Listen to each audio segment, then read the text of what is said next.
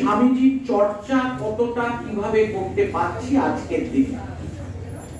একটা রামকৃষ্ণ মিশনের মধ্যে হচ্ছে তাদের সন্ন্যাসীরা করছেন, সন্ন্যাসীরা গৃহীদেরও জানাচ্ছেন ঠাকুর বা স্বামীজির কথা। আরেকটা যেটা তরুণ অত্যন্ত গুরুত্বের সঙ্গে করেন সেটা হচ্ছে বিভিন্ন জনসমাবেশে বিভিন্ন গোষ্ঠীতে এদের কথা বলেন। কিন্তু আজকের তরুণ প্রজন্ম তারা কিন্তু ডিজিটাল প্রজন্ম, আমরা এটা স্বীকার করি বা না করি। এখন একদিকে যদি আমাদের ধর্ম, আমাদের শিক্ষা দীক্ষা সাবেকিয়ানা যদি থেকে থাকে, তথাকথিত যে সমস্ত মাধ্যম রয়েছে সেইগুলোর ওপরে, তাহলে আমরা একটা শ্রেণীর মানুষের কাছে পৌঁছতে পারবো না। যারা ডিজিটাল যুগ, যারা ডিজিটাল মাধ্যমটাই তাদের মাধ্যম, এইটা ভেবে শ্রদ্ধেয় শ্রী হর্ষবর্ধন নেওটিয়া এই প্রকল্পটির পৃষ্ঠপোষকতা করেছেন, যা এবং এটি সুচারুরূপে সম্পন্ন করেছেন। আজকের দিনে সারা বিশ্বের অন্যতম অভিজ্ঞ টেলিভিশন প্রডিউসার বললেও অভিজিৎ দাশগুপ্তকে কিছু কম বলা হবে না। আমাদের দেশে তো বটেই, দেশ বিদেশে যে সময়ে টেলিভিশনে ওরা সরাসরি সম্প্রচার করেছেন, খেলা থেকে, দুটি শহরের মধ্যে টেলিভিশন ব্রিজ প্রোগ্রাম থেকে, তখন কিন্তু কারিগরি দিক থেকে টেলিভিশন এত উন্নত ছিল না। তখন একটা সংযোগের জন্য নানা রকম স্যাটেলাইট ভাড়া করে সমস্ত, তারপরে লাস্ট মাইলটা মাইক্রোওয়েভ দিয়ে করতে হতো। এবং উনি বহু ডকুমেন্টারি তৈরি করেছেন, ডকুফিচার তৈরি করেছেন বিভিন্ন বিষয়ের উপর, সেগুলো পুরস্কারও পেয়েছে। এইরকম একজন সুযোগ্য মানুষের হাতে স্বামীজিকে ডিজিটাল মঞ্চটার মধ্যে স্বামীজির কথা, স্বামীজির মূল্যবোধ, স্বামীজির জীবন, সেইটা তৈরি করা হয়েছে। তার জন্য মানুষের ধৈর্য বা এটাই এখনকার প্রয়োজন যে খুব সংক্ষেপে জিনিসটা পরিবেশন করতে হবে। সেই জন্য সবটা মিলিয়ে একটি পর্বে এই বিবেক বলে যে বিষয়বস্তু, যে ধ্বনিদৃশ্য মাধ্যমে যে ডিজিটাল প্রযোজনা, আপনারা দেখবেন, লিখবেন। আমাদের সাংবাদিকদেরও একটা দায় আছে, দায়িত্ব আছে। স্বামীজির কথাকে ধর্মের বাদ দিয়েও জীবন, চরিত্র সবকিছুকে তৈরি করার জন্য স্বামীজির যে বক্তব্য, স্বামীজির যে মতবাদ, সেটাকে কিভাবে আমরা দর্শক বা তরুণ সমাজের কাছে নিয়ে যেতে পারি। আপনাদের লেখার মধ্যে দিয়ে জনপ্রিয়তা বাড়বে। যে কেউ এটি লগ ইন করে দেখতে পারেন, একটি পর্ব দেখতে পারেন যেটি সামগ্রিক পর্ব, আবার প্রত্যেকটি আলাদা আলাদা দেখতে পারেন। আপনার আন্দোলনের শেষ কথা বলতে কম বলা হবে। এবং তরুণের কথা সত্যি আমরা বসে শুনি যে যখন ঠাকুর বা স্বামীজির কথা বলেন, তরুণও এটার মধ্যে এসছে, প্রয়োজন কতটা। ও অনেক যুব সম্মেলনে বক্তৃতা নিজে অংশগ্রহণ করেছে, বক্তৃতাও করেছে। এই মাধ্যমটা অচ্ছুক থাকবে না, এই মাধ্যমেও স্বামীজি বিরাজমান হবে। কোনো পর্যন্ত আজকের দিনে একইভাবে প্রণিধানযোগ্য, উদ্ভাবনযোগ্য এবং তার অনুসরণ করা উচিত। অভিজিৎ দাশগুপ্ত, যিনি গোটা প্রজেক্টের খুবই তারা সবাই ফোন করে বললো আপনার প্রোগ্রাম না হলে আজকে আমি আসতামই না। ধন্যবাদ আপনাদের সবাইকে। আমি একটা ধন্যবাদ দিতে চাই অন্য কারণে। আমি আজকে টেবিলের এপারে, আমি কিন্তু দুদিন টেবিলের ওপারে এসেছি। আমার সাংবাদিকতা শুরু হয়েছে 1963 সালে। আপনাদের বেশিরভাগ জন্ম হয়নি। তো 63 সাল থেকে কিন্তু আমি বহুবার প্রেস কনফারেন্সে এসেছি। আজকাল যেখানে রাজনৈতিক টক, ঝাল, নোনতা, মিষ্টি, আচার যদি ঘুরে দাঁড়াচ্ছে, সেটাকে আপনারা,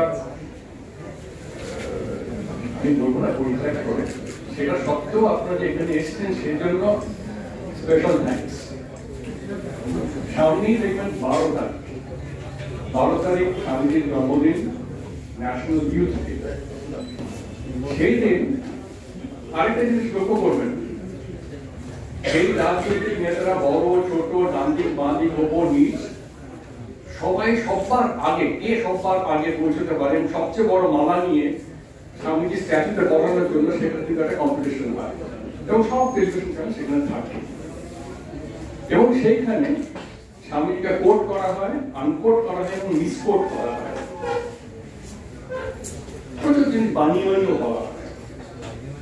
আমি আপনাদের কাছে একটাই অনুরোধ করব যে এই পার্টিকুলার যে বিবেক অনুষ্ঠানটা, এটার মধ্যে যে রিসার্চ আছে, এতটা ডিপ রিসার্চ আমি জানি না এর আগে কোনো ডকুমেন্টারিতে হয়েছে কিনা, এটা কিন্তু আমি জোর গলায় বলছি।